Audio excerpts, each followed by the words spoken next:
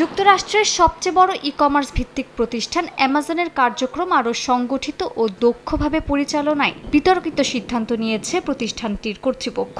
স্থানীয় সময় মঙ্গলবার অ্যামাজন জানায়, তারা কর্পোরেট পর্যায়ে প্রায় 14,000 কর্মী ছাঁটাই করতে যাচ্ছে। খরচ নিয়ন্ত্রণ ও সংগঠন কাঠামো সরলীকরণের অংশ হিসেবে এই সিদ্ধান্ত নিয়েছে প্রতিষ্ঠানটি। কর্মীদের উদ্দেশ্যে পাঠানো এক বার্তায় প্রতিষ্ঠানটির সিনিয়র ভাইস প্রেসিডেন্ট ওয়েদ গ্যালেতি জানিয়েছেন, গ্রাহকের বর্তমান ও ভবিষ্যতের চাহিদার জায়গায় বিনিয়োগ করাই এখন তাদের লক্ষ্য। অ্যামাজন মূলত এখন কৃত্রিম বুদ্ধিমত্তা খাতকে সবচেয়ে গুরুত্ব দিয়ে সর্বোচ্চ বিনিয়োগের সিদ্ধান্ত নিয়েছে।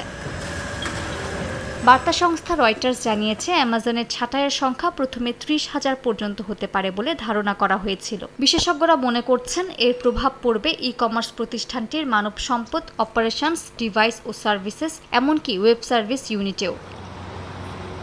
গেল জুনে অ্যামাজনের সিইও অ্যান্ডি জেসি ইঙ্গিত দিয়েছিলেন যে জেনারেটিভ এআই প্রযুক্তি কর্মসংস্থানের ধরন বদলে দেবে। 2022 সালেও অ্যামাজন প্রায় 27,000 কর্মী ছাঁটাই করেছিল। বিশ্লেষকরা বলছে, অ্যামাজন খোলাখুলিভাবে এআই সংক্রান্ত কারণে কর্মী ছাঁটাইয়ের কথা স্বীকার করেছে। এবছর আরও বহু প্রতিষ্ঠান কর্মী ছাঁটাই করলেও এর আসল কারণ প্রকাশ করেনি। তবে অনেক ক্ষেত্রেই পেছনে ছিল কৃত্রিম বুদ্ধিমত্তা নির্ভর স্বয়ংক্রিয়তার প্রভাব।